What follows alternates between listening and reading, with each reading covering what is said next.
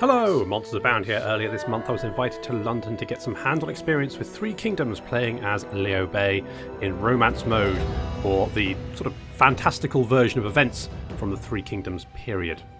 Romance of the Three Kingdoms, more like bromance of the Three Kingdoms, because Liu Bei has two brothers by a different mother and father in Guan Yu and Zhang Fei, two of the most fearsome warriors in the entire saga. Liu Bei is the good guy of the romance of the Three Kingdoms, which is a teensy bit biased to him, but he spends most of his time in the early portion of the book running away or being defeated, and my playthrough was, if nothing else, very true to that story. Now, I cannot stress how much I enjoyed my short time with the game. I cannot wait to get my sticky little paws on it once again. This is, of course, with the caveat that we only had 3-ish hours to play and it was a preview build, but from what I've seen so far, the game is shaping up to be absolutely brilliant. I swear, I felt like I'd only been playing for about 5 minutes when we were called away, but the amount of recorded footage suggests otherwise. We played the romance version of the game. I know the historical fans out there will be disappointed to hear that, but I think there is a big question as to if a historical game, even one that has a mode which is sort of fantastical itself, can be as interesting as one that is set in a fantasy realm with goblins, dragons and Albrecht de Bordelot in it. While Three Kingdoms doesn't have the unit variety that Warhammer does, it seems to switch its focus onto its heroes who, while human and therefore boring, sorry Albrecht, are wildly customisable and interesting in a way that Warhammer isn't. Now, with the time allowed, it was impossible to see, do and understand everything. Some people managed to head south and found unsettled provinces amidst jungle terrain, others managed to get spies on the go, all sorts. So absolutely go and watch the other videos that are being released because I have no doubt that they've picked up on things that I haven't. With that said, I'm going to go over some of the main points that I feel make up what made my time with Three Kingdoms interesting. So, starting with heroes. Now, obviously this is being based on the romance mode, so I can't speak about the historical one because I haven't tried it, but in the romance mode at least every hero comes with weapons, armour, mounts, followers and accessories that can be equipped. Some of these have additional benefits if the character is the faction leader, heir or prime minister of a faction. Some armour and weapons are unique to a character, for example Liu Bei's sword and armour. Armour and weapons equipped to a character show up on the character in battle, and in the case of armour, on the character window. I cannot tell you how excited I was to learn this. Later on in my campaign I had two generals who I affectionately called Green and Red Melon, so called because they wore the same armour and had melon hats, but they can have different armour and so change their look. I believe different classes of hero can wear different types of armour. I'm not quite sure what the restrictions are on this though. I guess the problem is if you have two characters wearing the same armour with the same style, they'll look pretty similar, but who knows how many types of armour there are in the game. I guess we'll find out. You can also find different quality of items, so that means you might be able to find some really nice legendary items out there.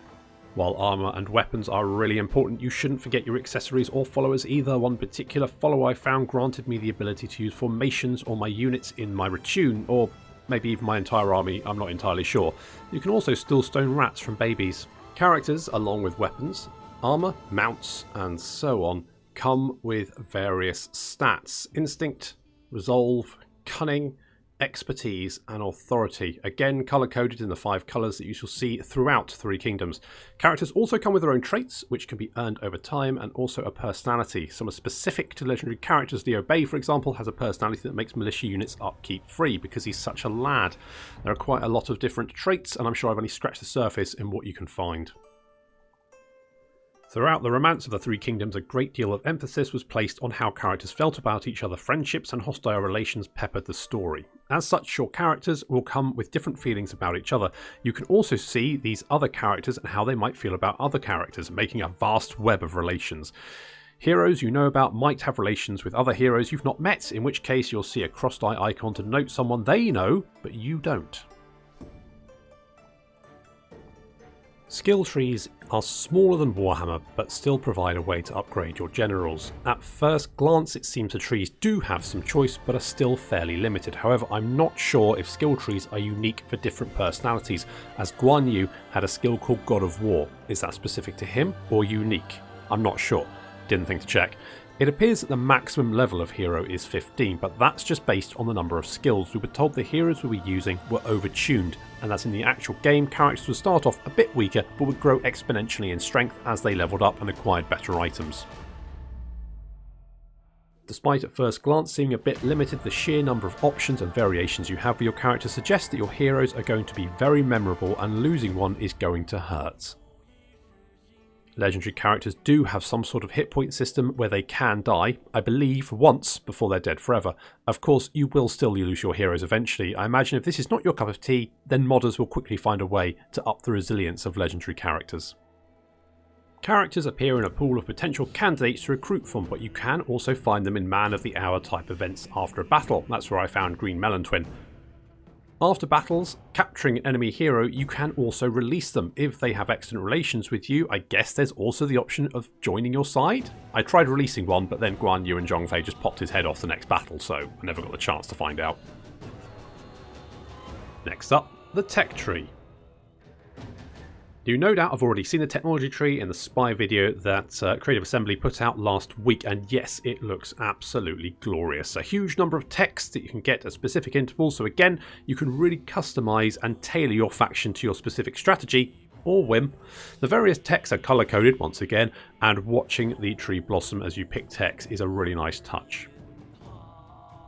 While I didn't check all the texts, I should have, but I didn't. This is only the second event I've ever been to. I went in with a plan, and that went completely out the window as I just wandered around the UI, aimlessly attempting to take it all in, and failing horribly. However, here are the texts I did happen to skim over.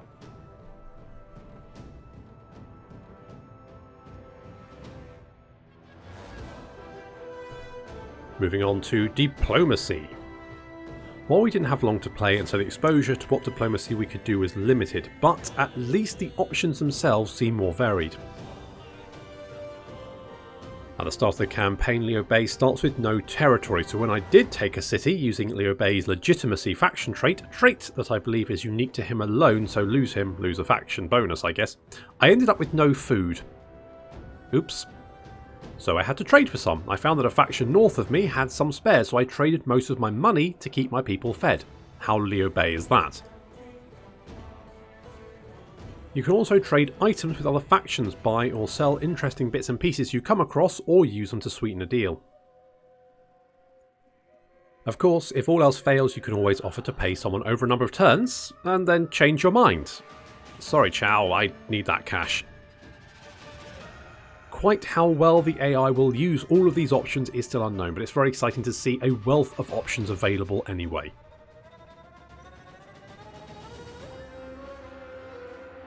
Retinues. Recruiting your army, or retinues as they're now called, has changed slightly, and I didn't really have enough time to get to grips with it properly, but your army can be comprised of up to 3 generals with 6 units each, so a total of 21 units per army. Your heroes provide different bonuses to different types of troops, so you can see a bit of specialisation might be required, but it's not necessary. It appears that different classes of generals can recruit different types of troops, and you might need a specific class to recruit the most elite variety, but it seems that generals can recruit pretty much whatever they want, at least when it comes to lower level troops. I do quite like the idea of the general having their own men, and that forms your army in the field into detachments to support each other rather than just having a big 20 stack army. I always liked having a champion lead his cavalry in Warhammer for example, and now it seems that's literally what happens, as Red Melon here gets an entire stack of cavalry to call his own because of the bonus he lends to their stats. I'm looking forward to seeing the higher level types of units we can recruit, and seeing if there are any unique units associated with different heroes or factions, and what type of synergy you can get between a hero and their retinues.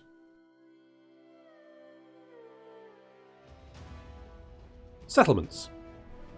Settlements seem to follow the same format as Thrones of Britannia, in that a province is made up of a capital and then 2 or potentially more minor settlements which are of a particular type: farms, mines, temples and so on. I quite like this method personally, as it gives each region a personality rather than just having you turn out cookie cutter builds for minor settlements. Unlike Thrones of Britannia, these settlements have garrisons, something I was pleased to see. These garrisons won't fight off a major force, but are at least strong enough to fend off the odd small raiding party. Another person at the event was fighting a defensive siege and lost due to the enemy heroes basically being unkillable by normal troops. It seems like the AI has a similar problem, but heroes were overtuned for the event. As with Thrones of Britannia, the Three Kingdoms has minor settlement battles that take place on settlement maps rather than out in the middle of nowhere like we had in Total War Warhammer. The settlement maps I saw, a fishing village and mining village, looked really nice and provided a warren of streets and paths to fight down.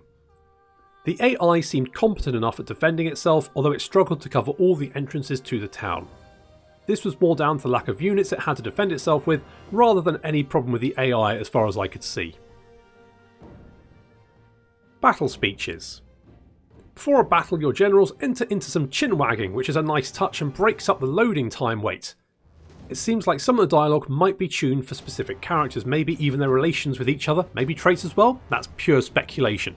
But some of the speech between Liu Bei and his brothers did make references to their oath. For we shall live and fight and die as one. Aye, through our actions, let us avenge the nation above and pacify the people below. There are many paths, but we walk the same one together. Though we were not born on the same day, or the same month, or the same year, we hope to die upon the self-same day.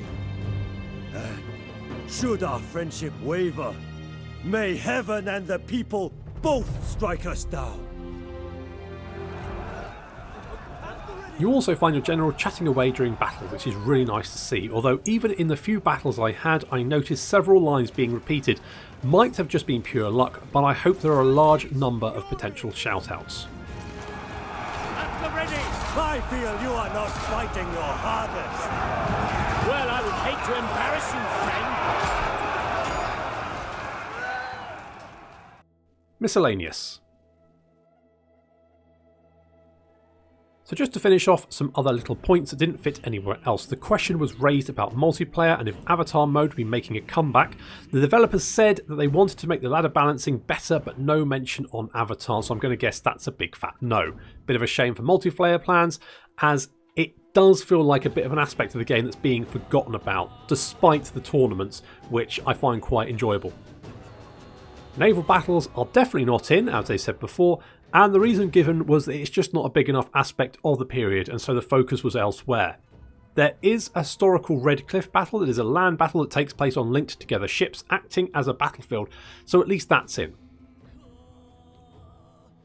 Personally, I'm not that bothered about the lack of naval battles, but depending on what the historical Red Cliff battlefield looks like, I'd suggest that having naval battles take place on land, on linked together ships, kind of like the island battles in Warhammer 2 would be a nice option if we don't actually get naval battles, although this really does depend on how many naval engagements actually take place.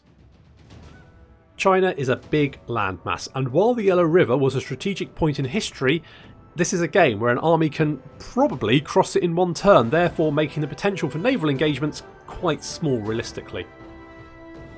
But I guess we'll just have to see. Overall, the event was fantastic. I'd like to say a big thank you to Creative Assembly for inviting me, and it was lovely to meet some of the other Total War content creators, despite at one point attempting to lead them down a dark London alley to potential shankings.